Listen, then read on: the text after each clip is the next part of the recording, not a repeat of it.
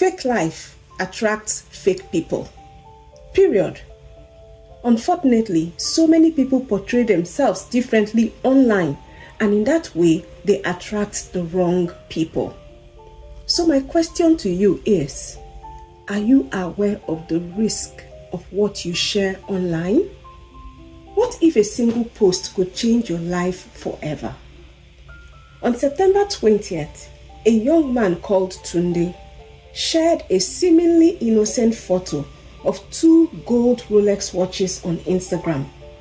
Little did he know that this post would lead to devastating consequences.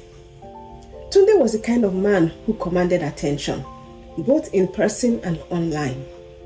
In his mid-20s, he had the sharp, angular features of someone who knew how to groom himself to perfection. His skin was smooth, a testament to a dedicated skincare routine, and his hairline was carved with perfection, always freshly cut by the best barbers in the neighborhood.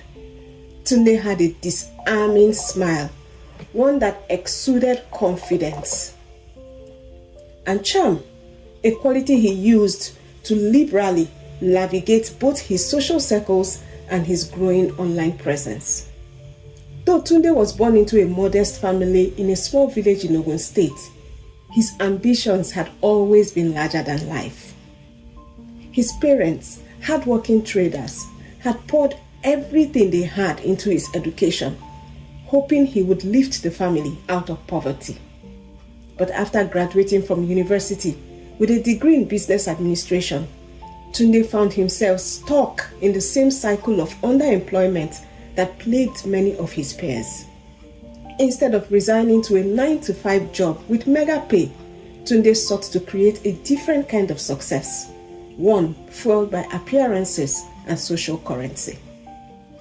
Tunde was a content creator and lived alone in a 1-bedroom apartment in Lekki, Lagos, far from the sprawling luxury mansions he showcased in his Instagram posts. His furniture was basic: plastic chairs, a worn-out sofa, and a small TV that flicked with static on most days. But when it came to curating his online image, Tunde spared no effort. He borrowed designer clothes from friends, staged photos in hotel lobbies, and rented flashy cars for just a few hours to create the illusion of a life dripping with wealth. Every post was meticulously planned: the right angles, the perfect lighting, and captions that screamed affluence. He wasn't just a content creator, he was a lifestyle illusionist. His followers, mostly young Nigerians dreaming of a better life, adored him. They believed Tunde was the proof that hard work and a little luck could catapult anyone into the lap of luxury. They saw his lavish lifestyle online, his designer clothes, lavish cars, his Rolex watches, his designer sunglasses, and his meals at high-end restaurants, and they thought, if Tunde can make it, so can I. But outside of social media though, Tunde's reality was far less glamorous.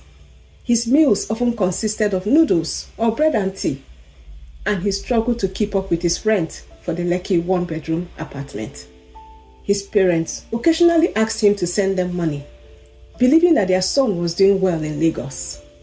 He rarely visited home, knowing that the truth about his lifestyle would shatter the image of success he had painted for them. But Tunde wasn't all deception.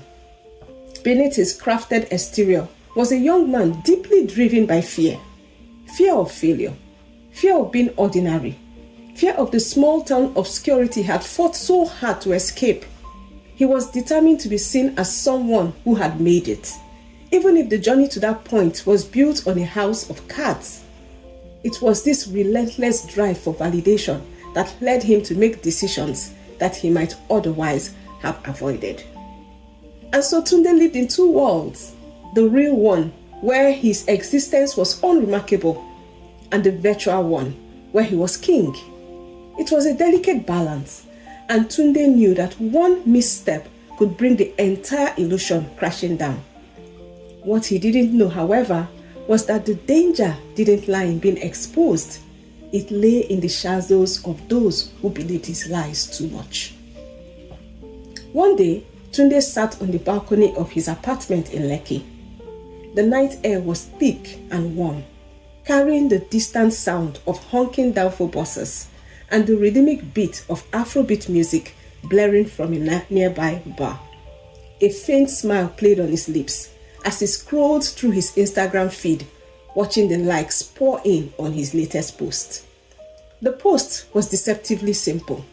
A close-up of Tunde's wrists, adorned with 2 gold Rolex watches, their faces glinting in the dim light. These were the latest released Rolex watches, and they cost lots and lots of money. He had taken the photo earlier that day while seated at a friend's boutique cafe, positioning himself beside a luxury car parked outside to complete the image of opulence. The captions read, 2 wrists, 2 Rolexes. If you know, you know. Hashtag we move. Hashtag big baller lifestyle. The comments flooded in. Odogu no be today. When will I be like you, boss? Big man, teach me the way I beg. This life, balance. God when? Tunde grinned, basking in the admiration. This wasn't the first time he had pulled off such a stunt. The truth was, the Rolex watches were cheap fakes that he had purchased from a vendor in Yaba for less than 10,000 naira each. The luxury cars in his photos were rented for a few hours, and the high-end restaurants he flaunted on his stories were often funded by favors from friends or creative angles that concealed the reality of his modest meals. But in the world of Instagram, perception was everything. Tunde had built a persona that inspired envy and admiration, and he was determined to keep the illusion alive, no matter the cost. As he continued scrolling, his phone buzzed with a new direct message. The message was from a lady named Amaka. Her profile picture showed her wearing a figure-hugging Ankara dress, her flawless dark skin glowing against a backdrop of palm trees. Hi Tunde, I really admire your hustle. You are so inspiring.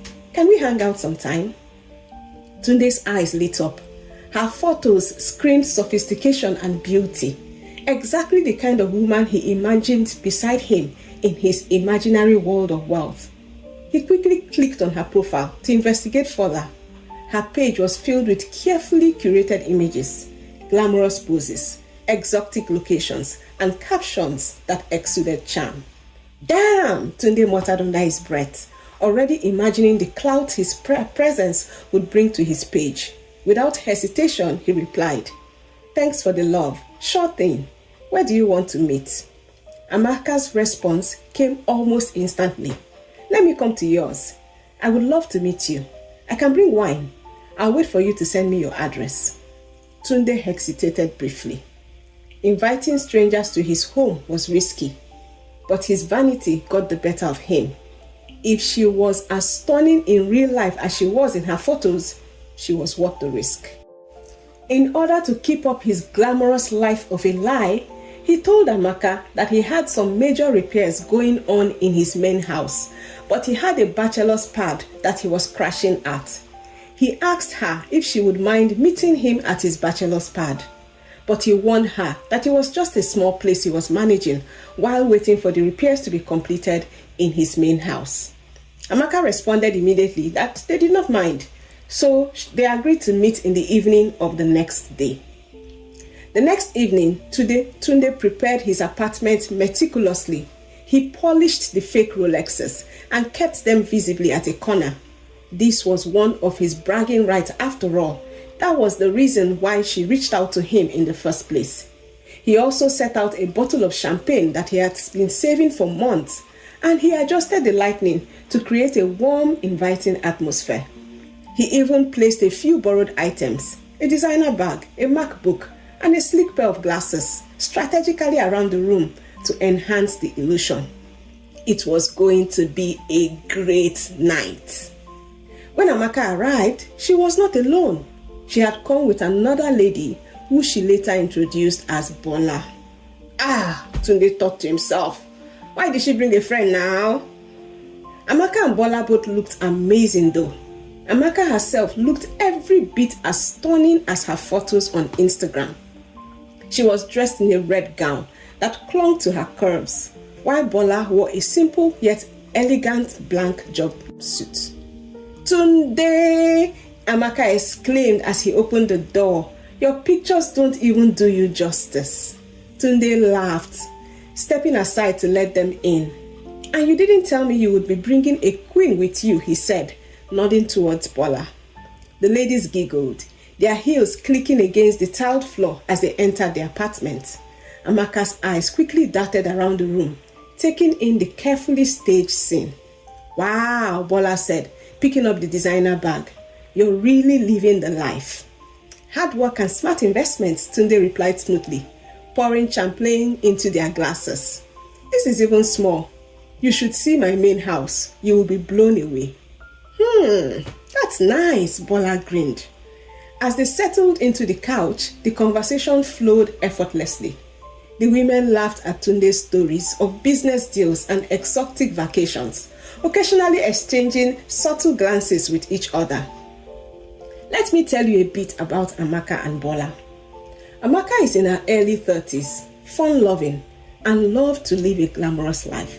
She was also a content creator and loved to stalk successful and wealthy-looking men online. Bola was in her mid-20s and had met Amaka in a nightclub about 10 months ago. She was something of an introvert, but as her friendship with Amaka grew, she started to come out of her shell. She was not a very flamboyant person, and because she did not exert herself, she did whatever Amaka told her to do. I guess they were unlikely bedfellows. Now back to Tunde's apartment. As the evening wore on, Tunde grew more comfortable, his guard lowering with every sip of champagne. Amaka leaned closer, her perfume filling the space between them. "Tunde, you're honestly the most fascinating guy I've ever met," she said, her voice soft and inviting. Tunde chuckled, already picturing the Instagram post they would take together. "I try," he said, raising the glasses. Unbeknown to him, Amaka had slipped a powdered sedative into his drinks moments earlier. As the conversation continued, Tunde's speech began to slur, and his eyelids grew heavy. "Are you okay?" Amaka asked, feigning concern. "Just need to rest a bit," Tunde mumbled, collapsing on the couch. Amaka and Bola exchanged a look. "It's time," Amaka whispered. What happened next was unbelievable, and it happened quickly. Quickly, Amaka beckoned on Bola to unlock the door, which Bola did quickly. Amaka instructed her to go outside and beckon on their male friends who were outside. Bola did as she was told, and she unlocked the door, allowing Emeka and Wasiu to slip into the apartment. Emeka and Wasiu were friends to Bola and Amaka, who were a gang that robbed influential people of their valuables. Emeka and Wasiu were dressed casually, but their demeanor was anything but friendly. Emeka was a neighborhood thug, rash and dangerous. The scars on his face and body were evidence of the rough life he had lived over the years. Wasiu was from a good home, but the influence of friends had turned him into a hoodlum of the highest order. He was more polished, but not any less dangerous than Emeka. Emeka's sharp features and piercing eyes gave him the air of a predator, while Wasiu's broad shoulders and clenched fists radiated danger. They quickly burst into the room, ready to get to work like this was something they did every day.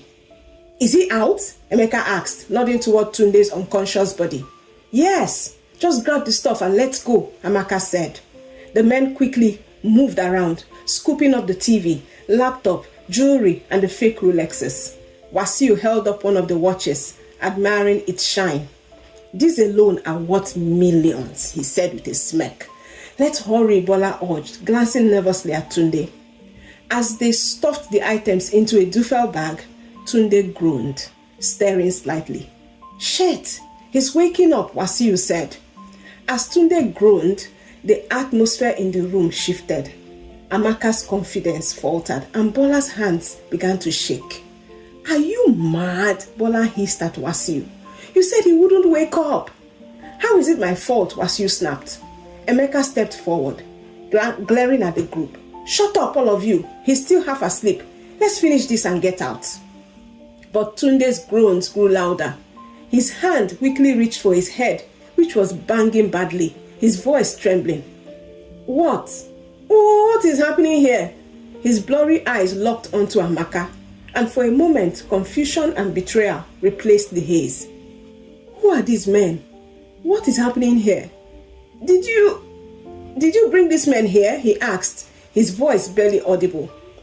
Amaka avoided his gaze, her hands clutching the hem of her dress. You don't understand, Tunde. Just stay down. It's better for you. Stay down, Tunde said, his voice gaining strength. You are robbing me? Emeka growled, stepping closer with the knife still in his hand. Keep talking and you'll regret it. But Tunde, adrenaline now cruising through his veins, pushed himself off the couch. You won't get away with this. I have cameras. The group froze. Cameras? Wasiu echoed, spinning around to scan the room. His eyes landed on a small blinking red light of the CCTV camera tucked into a corner. You idiots, Emeka barked. Didn't you check the place first? Wasiu grabbed the duffel bag and pulled out one of the Rolexes. We don't have time for this. Let's move. But Emeka, still seething with anger, snatched the watch and examined it closely. His brow furrowed, and then his expression darkened. This isn't gold, he muttered. What? Amaka said, stepping closer. These watches are fake, Emeka snarled, throwing the Rolex onto the floor. It clinked loudly, the sound hollow and mocking. This idiot has been showing off fake watches. Wasiu grabbed the other watch, inspecting it under the light. His jaw tightened as realization set in. All this stress, and he doesn't even have real stuff? Wasiu spat, his voice dripping with disgust. Amaka's face paled, and Bola took a cautious step back. We didn't know, Bola said quickly. We thought he was rich. Emeka turned to Tunde, his eyes filled with rage. You are a fraud. All that talk on Instagram, and you are just another broke boy pretending to be something you're not. Tunde, now sitting upright, smirked weakly. And you fools fell for it. The room erupted. You think this is funny? Emeka shouted, raising his knife. Emeka, stop! Amaka cried, grabbing his arm. But Emeka was beyond reasoning. He shoved Amaka aside and lunged at Tunde. The blade glinted in the dim light before sinking into Tunde's shoulder. Tunde screamed, clutching the wound as blood poured out. His breathing became ragged, his body trembling from the shock. You've killed him, Bola shrieked, backing toward the door. He's not dead, Emeka said, his voice cold. It's just a warning. Wasiu, now visibly panicked, grabbed Emeka by the shoulder. We need to leave, now. Wasiu quickly yanked the CCTV camera on the wall and dumped it into their duffel bag. He quickly scanned the room to be sure there was no other camera or evidence against them. After that, the group fled, leaving Tunde bleeding on the floor. The following morning, Baba Okon, Tunde's landlord, approached the apartment. The old man was a fixture in the neighborhood, known for his love of gossip and his ever-present wrapper tied loosely around his waist. He knocked on Tunde's door, frowning when the loud music from the night before still played faintly inside.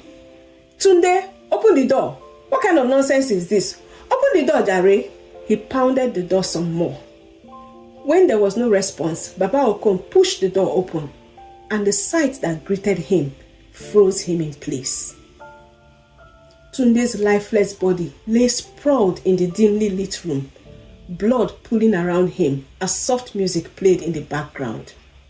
The golden glow of his Rolex watches, discarded on the blood-stained rug, mocked the illusion he had spent years perfecting. Jesus! Baba Okon screamed, stumbling backward. He ran into the street, shouting for help. Neighbors gathered quickly, their voices a mix of panic and morbid curiosity. It's Tunde, the Instagram big boy, one woman exclaimed. What happened to him? Another asked, craning her neck to see past the growing crowd. The police arrived within the hour, sealing up the scene and questioning the onlookers. Inside the apartment, officers noticed the disheveled apartment, and as they looked deeper around the apartment, they noticed something that nobody else had noticed before. Tunde had set up his camera to record the meeting secretly. Nobody knows why. Maybe he wanted to get some footage to post on Instagram. We would never know. But thankfully, his phone had recorded the entire incident. The same phone that he had lived by also recorded the events of his death. The officers were delighted to find the phone. This will show us everything the main officer in charge said grimly. The footage from the phone was damning. It captured every moment of the robbery. Amaka and Bola spiking to this drink, the arrival of Emeka and Wasiu, and the fatal stabbing. When they investigated, the police found out that Emeka, Wasiu, Amaka and Bola were a subtle but notorious gang that preyed on unsuspecting wealthy men. Their modus operandi was simple. Amaka would reach out to those men on Instagram or any other social media platform, get friendly with them, and get them to invite her to their home. Then she would arrive, most times with Bola. They would spike the men's drinks and invite Wasiu and Emeka in. They would rob the men of their valuables, sell them, and they made a good living from their operations. Amaka and Bola spent a large part of their day, every day, scanning social media for men with flashy life online. These unsuspecting men never knew that the post online was opening them up to this dangerous gang. Within days, the police tracked down the culprits. Amaka and Bola were arrested at a hotel in Ikeja, their luxurious appearances now overshadowed by fear.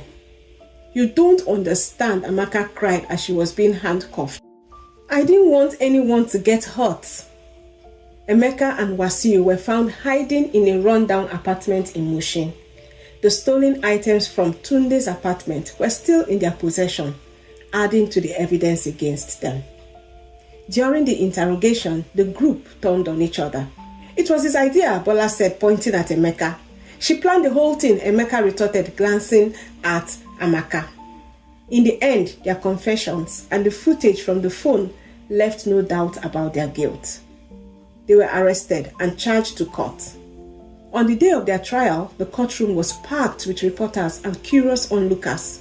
The trial became a national sensation, with headlines like "Instagram illusion ends in tragedy" and "Fake Rolex, real consequences." People were talking about how Tunde's fake life had put him in trouble. The evidence was damning. The judge, a stern woman in her 50s, delivered a fierce verdict. "Your greed and carelessness have taken a life," she said, her voice echoing through the courtroom. "Tunde may have lived a life of illusion, but that does not excuse your actions." Emeka was sentenced to life imprisonment for murder, while Wasiu received 25 years for armed robbery. Amaka and Bola, though not directly involved in the stabbing, were each sentenced to 15 years for conspiracy and theft. Everyone was shocked at the verdict. Tunde's death became a viral cautionary tale. On Instagram, users debated endlessly. "Why fake a lifestyle? This is what happens when you live above your means." "Don't blame Tunde," others said. "The real problem is these criminals targeting people online." Yet other people said, if Tunde had just been honest, he would still be alive. One very thoughtful comment read, "The issue is not what you post on social media. It is simply that this gang of criminals is looking for targets on social media. Even if you post nothing, your appearance may suggest that you should be targeted. The issue is to be wary about the people you chat with on social media. In many cases, you may be caught in danger." But beneath all the debates lay a deeper truth: the dangers of illusion in a world obsessed with appearances. For weeks, Tunde's story was whispered in marketplaces, on buses, and in schools. Mothers warned their children about the dangers of vanity. Youths discussed the morality of chasing clout, and in the end, Tunde's name became a symbol. A reminder that in the pursuit of validation, Some prices are far too high to pay. Tunde's story is a warning that pretending to be someone you're not can attract the wrong kind of people, and the cost might be more than you can afford. If you liked this story, like it and leave a comment. And don't forget to subscribe to get notified of our interesting suspense-filled stories. Thank you and God bless.